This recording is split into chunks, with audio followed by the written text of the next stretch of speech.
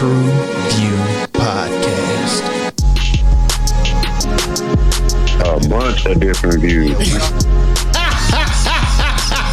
Your boys keep it real, man. I really like listening to them, man. They funny. Yeah.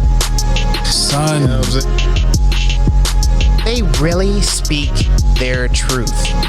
The hell was that? You're.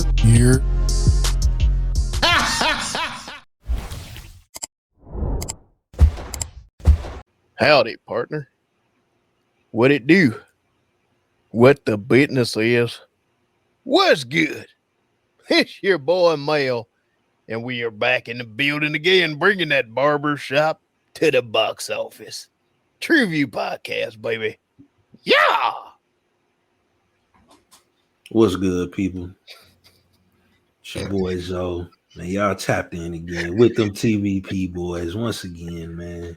We here for another one. I think this one's pretty decent, you know what I'm saying? But we gonna get into that in a little bit, man. Let the homie MJ do his this.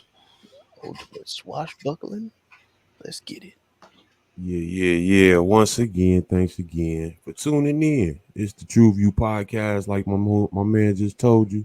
This is grown man MJ here to get it again in another way, man. Let's make this thing happen. I'm glad y'all done tapped in. Yeehaw!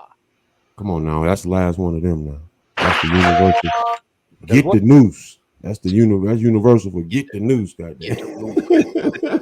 This stuff's made in New York City. All right, on the day the TruVue Podcast, we are covering vengeance. Vengeance is mine. What is vengeance, you might ask?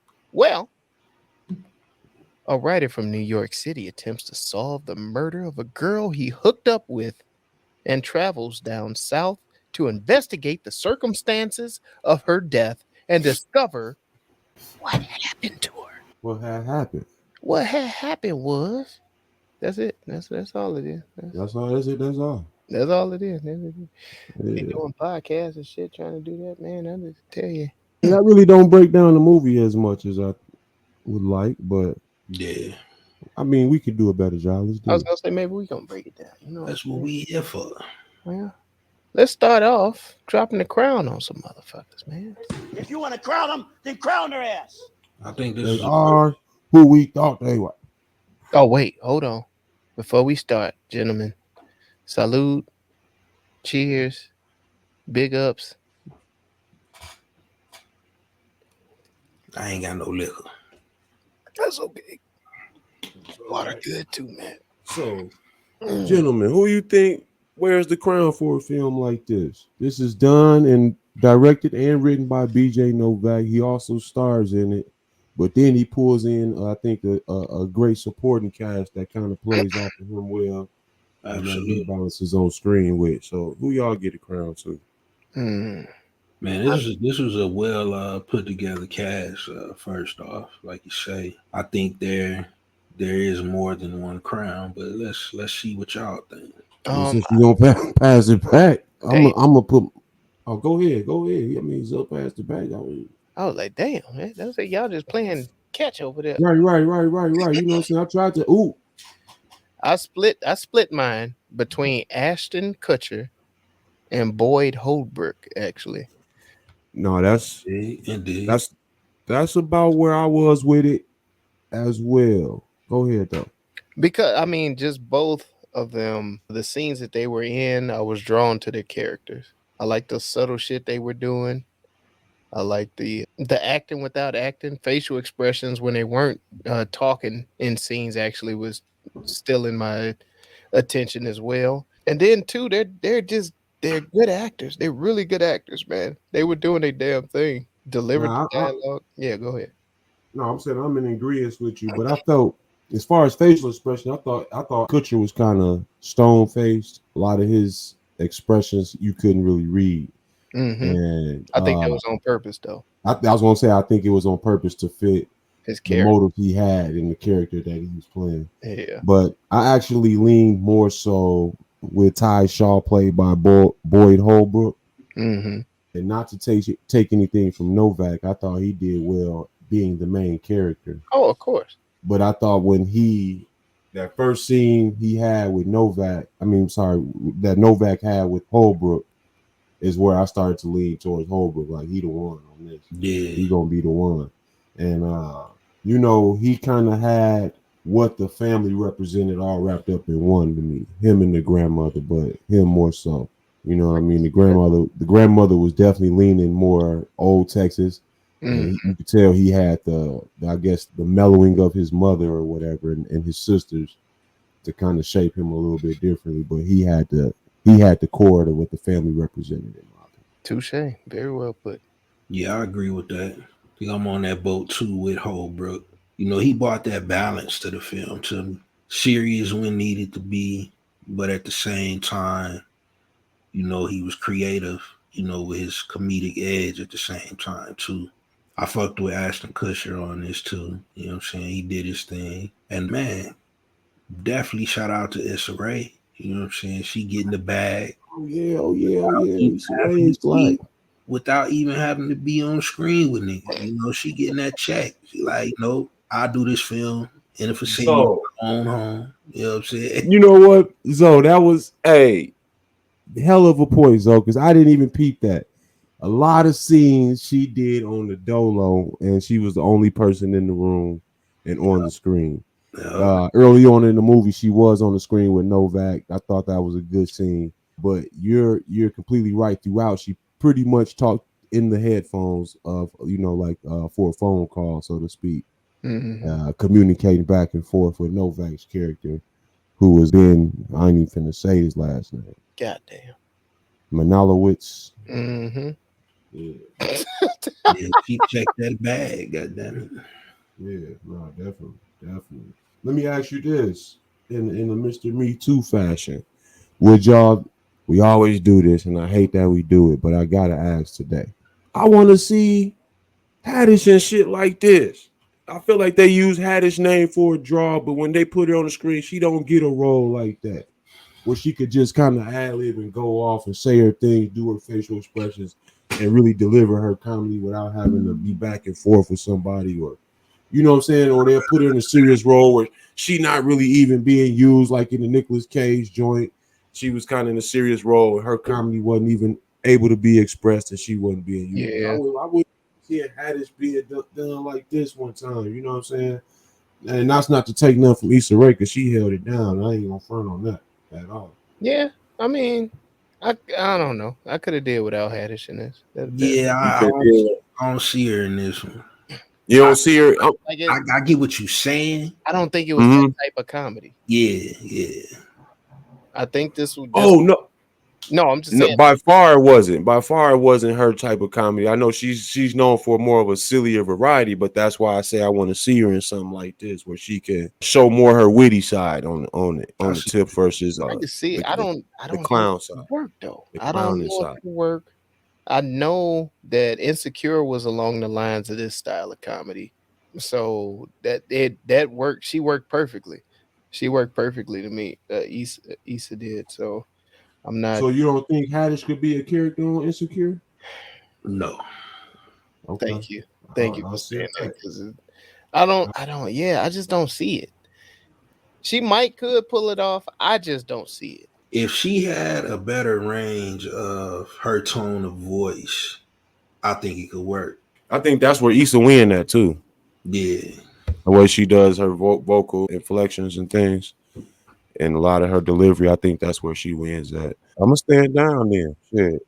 Y'all want to see Haddish still clown it up, I guess. Then shit, wear the red on. That's what she do best, man.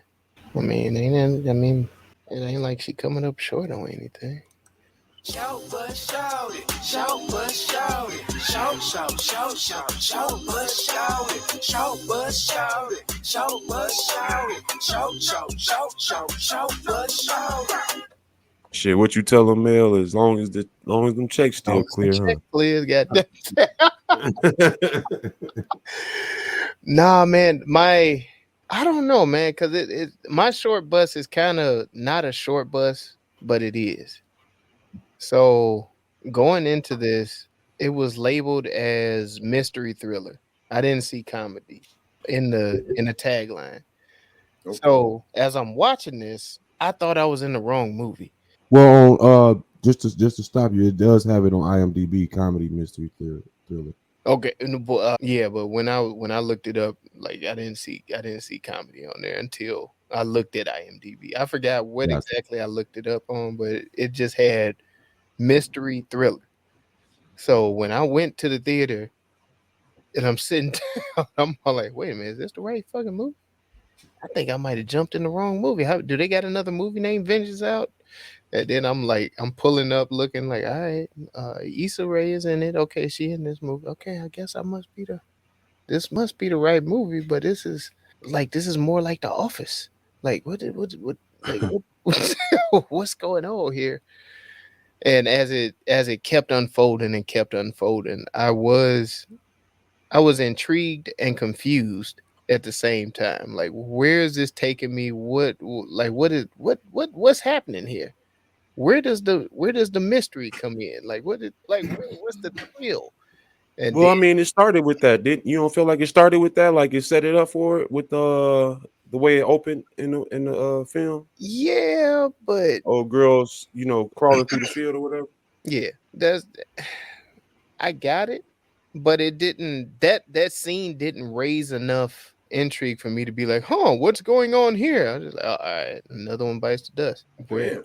Where's why? No, this is America. We have a dead white girl in the opening scene. All right, I need you to understand the implications that we have here and the magnitude and the severity of the situation. Hey, I don't mean this in a disrespectful way, but Columbine happened in the ghetto every day. God damn it, this is. See, that's what I'm talking about. Ooh, dog. Shout out to the great philosopher Dr. Dre. Yes, indeed. Yes, indeed. But yeah, I wasn't connected right away. So I guess because that scene didn't shock me enough to be like, what the fuck happened? I was found left up until like maybe the middle of the movie where I started like connect, like, all right, okay, this is where it's kicking in. Okay. I kind of see where this story is going now. So yeah, that's where it is. That was kind of a shortcoming, but then again, it wasn't, because it still kept me intrigued. So I don't know. That's what y'all get. That it wasn't properly labeled is what you Right. I don't think I necessarily have a short bus for this one, especially when it comes to the actual story of the film. This was one that wasn't easy to figure out, in my opinion. The way the movie, took its twist, and especially the ending. I wasn't expecting that. You know what I'm saying? I wasn't expecting the person who, turned out to be the villain and the ending of it. Yeah, I thought the story was very well done with this. The writing, everything was put together nice. So for me, I don't necessarily have a short bus. Well, let me ask you this, because that's fair. I mean, this was like Emil said, it keeps you interested. It's an intriguing story. I think they set it up around the podcast, and I think that's what draws my interest as well, because these are some of the leading podcasts in the podcast world as far as, the murder mysteries. A lot of people follow these and dig into these. I got a homeboy, that's all he listens to. Oh yeah, them serials and all of that stuff. Shout out. Yeah. So I was really intrigued on that. What did y'all actually take the story to be? What you mean when you say that? Well, what did the movie represent as far as what story overall do you think he was trying to tell? I don't know. It was a lot of little nuggets that he was that he touched on in there. He touched on family, touched on little nuances and stuff. I guess it drug relation. It's a bunch of little small America. Yeah, small America, middle America. They do it big here in Texas. Thought activity. Damn, nigga. God damn. No, that's what you're talking about. Yeah. No, the modern dating world. With the app life, and I thought that was a good way to expose. I thought the movie was a good way to expose our overexposure to social media and all of the options that we've gotten. over the years that, you know, we could get a ride with Uber, Lyft, or a taxi, or a bus, or a friend. You know what I'm saying? We got tons of options for everything now, you know, at our fingertips, so to speak. And that scene he had with John Mayer early on in the film, shout out to him. I thought that was good on how they even expressed the dating world. But overall, I think he just highlighted how our culture has become numb and superficial to a degree, where we can know a person online and through text and, you know, meet up here and there, but not never really know them and not ever really have a need to get to know them either. And I thought that was expressed in the film through the way he did a lot of his relationships outside of his work world. Touche. That was very well put. Most definitely. No, I thought it was a decently written movie for Novak. I'm not sure. Was this his first film or? That I don't know. Let's see. Let's check that out. I didn't even look. I know this ain't some shit that this definitely was nothing I was expecting from him. Once I saw that he did write it, I was kind of like, that was smart. He pulled the hoopty loop on that ass. Cause the hoopty loop? Yeah, the hoopty loop. You know, they was in Texas. There's a hoopty loop. But when they this is his first film. Yeah, he's done some TV projects. Yeah, this is his first film directing and writing. Yeah. Because I mean, when you look at him, people automatically connect him to The Office. Yeah. I think he was in a couple other movies, but he's always played like a comedic role. So to see him do something like this, it was refreshing. It was definitely something different to see, and I did like how. And I think that's why you get that. I'm sorry to jump in there. I think that's why you get that little sprinkle of comedy in there too, just because you come from that background and that writing style. That's just what I was about to bring up. I said you do get those nice little one-liners. You get the Office style comedy where it's serious but still comedic at the same damn time. Where like the jokes on you in the scene almost. Yeah, I get you. Yeah, so that was good. So I mean, technically it's not a shortcoming, but no, I mean, I think the film has little shortcomings. Do you think the ending was a shortcoming? I thought it was kind of weird, and I thought it was kind of spastic almost. It was like it was like a snap ending or something. To me, I predicted it as soon as I saw what he was wearing. Okay. Because I was like, oh yeah, no, that's gonna look right if they have, you know, something oozing on that. That's gonna be nice. That's a good take. I didn't see it that way at all. I like Kusher's character. I thought he was unpredictable. Yeah. Like what I got from him, I wasn't expecting that. I was expecting more of a comedic role from him, not a lot of the gems to come from him. Ooh, that's a good take too. I was gonna say Issa was a little unpredictable and comedic at the same time. I was expecting her to take a more serious role than more comedic. So that was different for me to see from her. The little boy was hilarious. Yeah. Give him a shout out and crown him. The little boy that little motherfucker was funny as hell. I was like, God damn, man. He walked in that room with that gun. I was like, what is homie on? Yes. Eli Bickle. Eli Bickle. Good job, homie. Bickle, man. Yeah, he was hilarious. And then shout out to Dove Cameron. My daughter saw her. She automatically, that's. I was like, oh, she a Disney kid. Okay, I know the name, but I'm like, what the hell is she from? She was in The Descendants. She has a show where she plays a twin. Yeah, I know all of these shows. That's terrible. Oh yeah, she got a nice catalog. Granny Carroll was another good character too. So I mean, BJ he wrote some good characters in here, man, and he gave people a lot of substance and stuff to work with. And I think the actors did a very good job at capitalizing on that. Do you think the movie did a good job of expressing like the motives of podcasters and how we go about, I guess, exposing or exploiting content in a sense? I think that covers a certain sector of podcasts, not the general just as a whole. Because what sector would you put it in? Because I'm relating it even to the people who do like pop culture and talk about, you know, current issues and Jay, all that stuff and just give describe they. it, Jay. No, I'm just saying people who talk about like, you know, you could talk about Bud and podcast. He talk about current issues, people's situations, things like that. And you're using that for content on your platform that necessarily you don't have any necessary attachments to or connections to, or you have, I guess, the common goal for the outcome of the situation as the person going through it. You know what I mean? It's like you have a disconnect, but you're talking about it in a way to connect with your audience and not necessarily giving solutions or nothing like that. Like it just seems like I guess with Zoe talking about, I get what he's saying. There's a certain sector of podcasts that do that, those that actually are out there seeking those type of stories and exploiting them or exposing them and using them for their content. But, you know, I feel it's the same as, you know, talking about pop culture at the same time. Or just talking to Jay.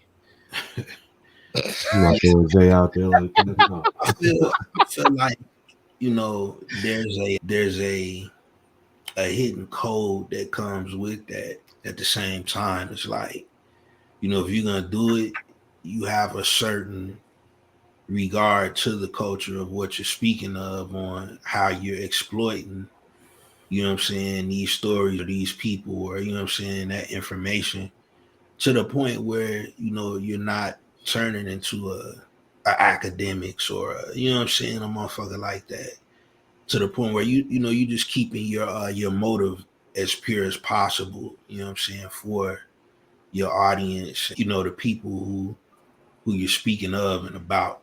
And that's kind of what I meant by that when I said that. That's what's up. No, so you think they did a good job of that, Mel, as far as highlighting the intentions of the podcasters, or that was kind of a mute point in the movie? Or I actually think they did a very good job at highlighting the amount of like background and research that you have to do to make your podcast stand out and be legit. okay. As far as the research, looking into things, a lot of people think it's no, you know, it's cool. You just watch a movie and then you get up there and talk about it. Like, no, nigga, we gotta look up shit. We have to like fact check. We got like it's a lot to this. It's not just cut on the mic and start yapping, goddamn it. But Way Isha had that board mapped out, man, and she was detailed in a motherfucker. yeah. I was like, she was definitely in that writer's room, that script room. She was probably on set writing for her. What's her TV show? The newest one out. That shit pretty dope. It is. I like it. But yeah, she probably was just on set for that shit. Just like, yeah, just record it here. God damn it. We gotta get this check. I'm trying to get another check. Shout out to Issa, man. It's just something to look at, I tell you. Look at me now. Look at me now. Oh. To all my Texans. All your Texans? To all the Texans out there that's listening. Whataburger is basic as hell, bro. Damn. See, that might have been in the shortcomings, and I overlooked it. That they tried to push Whataburger like that. I don't know though, because I feel like I was getting a joke out of it. No, but what they were saying was factual in the motherfucker, bro. I lived in Texas for a few years, and that Whataburger was consistent. Yeah, them motherfuckers is everywhere. But yeah, like, well, why? Because it's there. The grease streak runs through Texas, dog. All along that 10, dog. That grease streak is heavy on that 10, dog. God, dog. Hell yeah, that Whataburger. They got the what? I think they got the 3 or 4 meat burger. Hell yeah. That's too much. Then I noticed, I'm like, damn, they trying to make their cups look like Portillo's, man. Y'all can never. No, don't. We're not gonna put Portillo's in the same fuckery. We could put that shit with a hot dog on the stick, or a wiener schnitzel or some shit. Portillo's alone, goddammit. I got stock in Portillo's, goddammit. We need all the Portillo love we can. Get that cake. We're not gonna downgrade anything coming out of Portillo's with this Whataburger shit. All right. And Whataburger. I still haven't had one, so I don't know. Oh, you haven't? Oh no. I ain't gonna say you gotta have one to shit on it though. You know, Man, you ain't missing nothing, man. I was gonna say that's kind of how we feel about like when motherfuckers ain't experienced White Castle. Like, oh no, you gotta have one, man. It's one of the worst shits you ever gonna have in your life. It's like Arby's, man. Like They got the meats. I don't know too many black folks that's had Arby's. That's crazy. Really? no, he ain't lying though. Yeah, I mean, shit. Arby's? Yeah. Arby's, yeah. In the A lot of hood, people don't fuck hood about is it. all type of myths. Think about it. Think about it. They don't even have them out there in on the south side heavy like that. I'm starting to think. I'm like, wait a minute. Yeah. In the hood, there are real myths about Arby's. Like that shit. Oh, goddamn. Goddamn. Poor Arby's. Yeah, I remember that. Yeah, I remember. Shit, you lived in Rockford for how many years? And you ain't never pulled up at no Arby's. Did they even have an Arby's there? That's what I'm saying. They had several. Did they? Yes. Oh, there's shit. one right there on what's that? It was one on Auburn, I think. Man, you know I had the goddamn East McDonald's Riverside, plug. some shit. I had the McDonald's plug. I wasn't going nowhere. Oh man. What other look at these we got though? How many of you all are taking this call in the middle of the night Nah, and signing up for that flight it's My to over. go to this funeral of a girl that you, from your perspective, only hooked up with, and from her perspective, that's how she had it with you too. But her family had it twisted, In the words which of I thought was a good in the plot as well. in the words of the brother Lil Duval, Oh damn. I I can't go for can't go that. for that. Oh no. No, Oh, no can do. I can't go for that. ain't no way, dog. Man. Nah, I was gonna say my shit gonna be on Do Not Disturb anyway. Going straight to the voicemail. And I check them voicemails like once every 6 months. So And you just got up out the skins too, like no sir. But I think that's where it goes back to Novak and how he set the movie up with him being a journalist and him having that curious spirit. You know what I'm saying? Where he just had a question answered on everything. You know what I'm saying? He like, man, who the hell is this? Let me go see. And then them pictures they had at the funeral. My man, bro, I was in here. I was like, oh, this shit crazy. He was looking like a dude in the picture, like, don't take a picture of me. Don't let nobody see me with you. man. Nah, it was decent. It was a decent little flick. We got any other look at Mers? Yeah, y'all messed up. Y'all don't show up at that funeral. They got pictures of y'all there. I'm just saying that. Hey man, it is what it is, bro. What I don't know won't hurt me. And what was these $1 Million Man outfits they had Kutcher in? Hey, he was Dressing fly. like Ric Flair. That one was dressing like Ric Flair. He was fly though. and talking like Goldie. I was like, why are you Is talking this the like illest nigga in Nebraska? He talking like a white Goldie. Like Seemed like he was waiting for that role. He was talking like my man on Whoop That Trick. ah He was talking like no. him. So yes, he was. Now you gonna put both hands on the wheel. See, now you drive. Your voice is in here. I need you to say I am in control. Say it to me. Yeah, I am in control. I am in control. It's Terrence out. Hey, he was talking like Terrence Howard. dog. Oh, they said recordings. Oh man. Got recordings. Oh man. Oh, he was smooth though, man. He was smooth. I can see. I see how he snatched Demi from Bruce Willis. I can see it.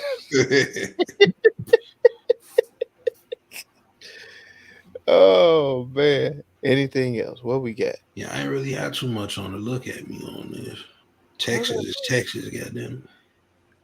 No knock to the Texans. The little You dance. think that was a joke in here that he was trying to overplay, or you think folk really like that out there? I don't know. I really ain't encountered too many people from Texas, so I don't know. I'm gonna say Texas some representatives, dog. So I felt like the grandma showed her ass on this shit. Yeah. Yeah, I felt like Texas is a Texas is like Chi-Town folk, dog. You say Luann Stevens played Granny Carol Shaw. Hell yeah. Texas folk like Chi-Town folk, dog. Hold on one sec. Man. That's a fact. I've had my just due of Texas because I sure was a South by Southwest going motherfucker, like you mentioned. Oh man. Well, no other look at me. Not off the top of the Dizon. Yeah, I think we settled on that. I'm pretty good with it. Okay. Well, let's go on here and have a little fun with it then. It is everyone's favorite game show. Rename that movie.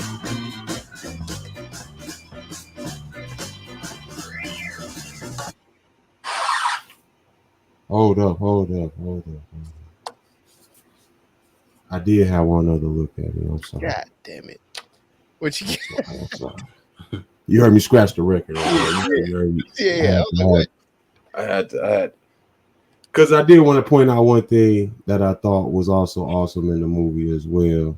It is slipping from my mind because I started thinking of renames. But man, I really enjoyed this film, and I thought it's fucking losing me. We're gonna come back to it. Renames for shit. God damn it, man.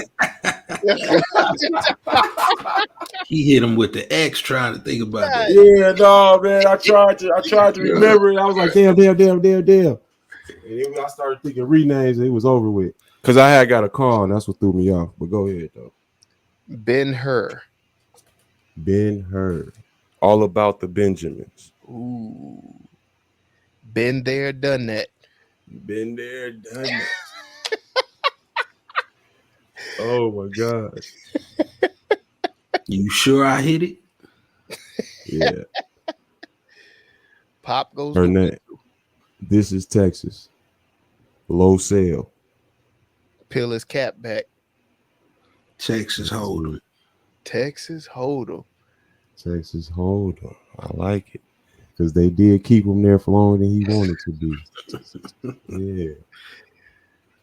Bing, I got it. Candy girl.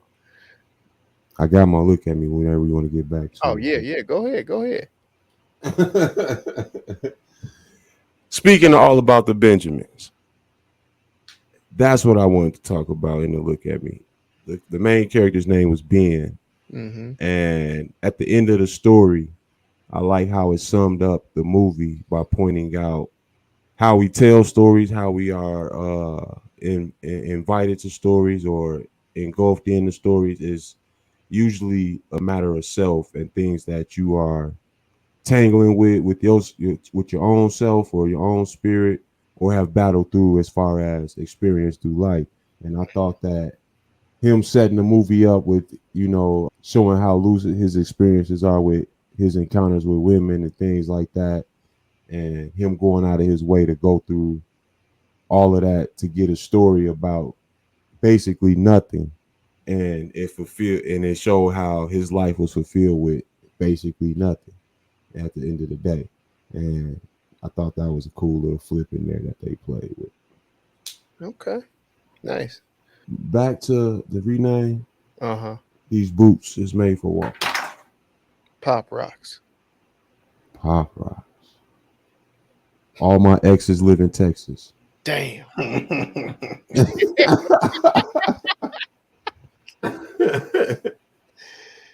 Oh, hook 'em. Shit. Long night stand. Damn. I got that. I was like boomerang loving. I don't know. Boomerang love. She brought that motherfucker back. Shit, Aggies over horns. Who? Aggies over horns. God damn it. Yeah. That was the football shit. That shit was hilarious.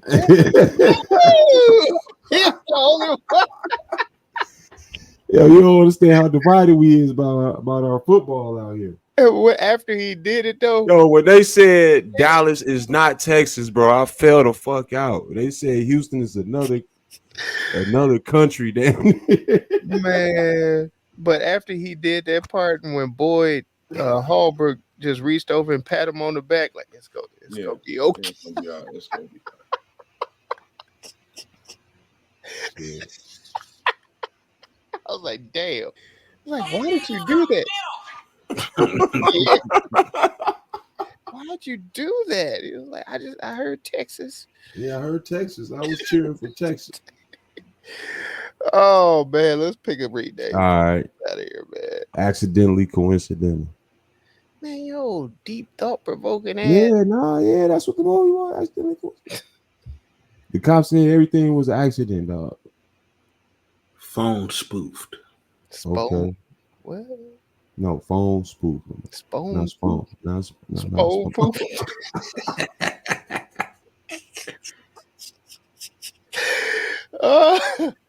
Ghost style. Catfish from the dead. Damn. Fried catfish. Yeah, fried catfish. There you go. Yeah. Cause she was off her rocker. She was a peel. Or battered catfish. Goddamn. She was a peel popper. All right, what we get? I like Texas Hold'em.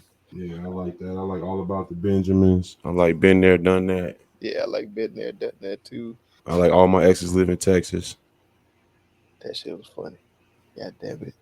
What you guys know? Which one rock? Think that all my exes live in Texas.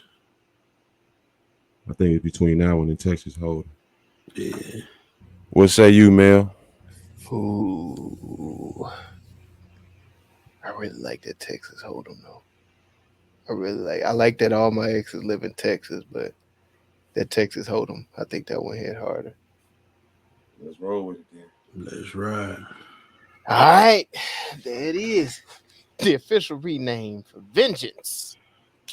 What was the official rename? Texas Hold'em. Texas Hold'em. I sure forgot just that quick. God damn it. And Vengeance garnered an official TruVue score of... Find out.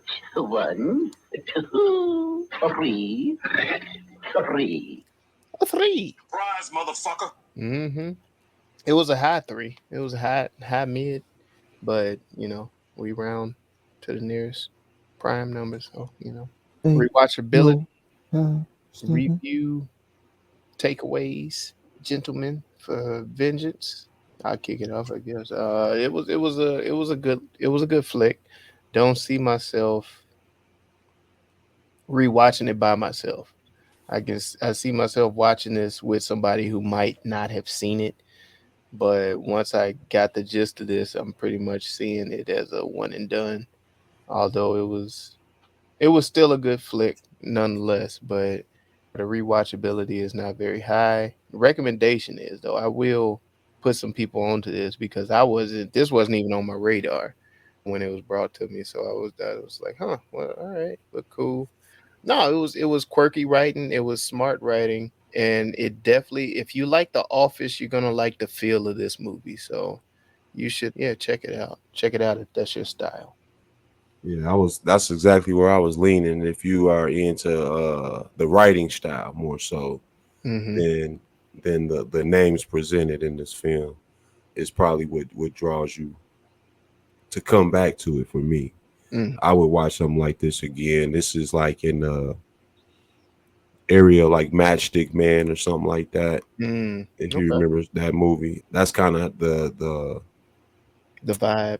The vibe I got with the characters and how they were gelling and everything. There's a couple other movies I'm thinking of. I can't think of the names, but definitely into these type of, a good word, quirky or offbeat. Yeah, like that wasn't on time.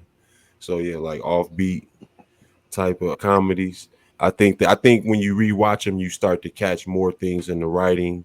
I think you start to catch more things that are written into the characters and what's driving the acting styles as well. So this is something I can go back and rewatch and not necessarily have to want to be in the mood for anything major with the film, but just want to watch something to chill. I could catch this again, and I would recommend it. I think the names in here are good draws. Ashton Kutcher, Issa Rae, Novak, The Office. You could use all those and get somebody involved or interested in watching this joint. So yeah, I would do both. I would rewatch and recommend. For me, it was a high 3, close to a 4 for me. Yeah, man, I think I'm on the same page. Not something that I find myself rewatching frequent, but it for sure, goes on that shelf of I gotta run that back, and I'm for sure gonna recommend this to some folks. Man, it was a dope flick. Gave it a nice score. Think it was done pretty well, so that's what it is. That's what it's gonna be. Now, is we finished or is we done? Is you finished or is you done? If you ain't finished, you can go on head over to TruVuePodcast.com where you can like, subscribe, share, and comment to help us defeat that all-powerful algorithm trying to hold a black pod down. And thank you for riding with us on the YouTube. Be sure to hit that do bell. all 3 of them. All 3 of them. You make sure you hit that bell for notifications, hit that subscribe button, give us a thumbs up, leave a comment, drop a comment in there about what you would like to see us review, man, because we check all of the comments and we do get back to y'all. You know what I'm saying? TruVue Podcast, like, subscribe, share. Let's go. Man, it's like he gets quicker at this every episode. And as always, shout out to he has a script, man. We've been trying to tell you to write a script. Man, I'm off the dome, man. Shout out to Venti Vibes. Where the vibes are forever Venti. You can find Venti Vibes on Instagram, Facebook, and the website. That is VINTYVIBEZ.com. Tap in with us, man.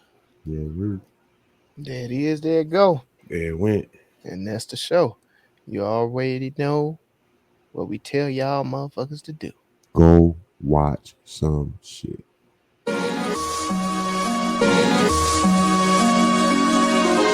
TruVue Podcast. A bunch of different views. Your boys keep it real, man. I really like listening to them, man. They funny. Yeah.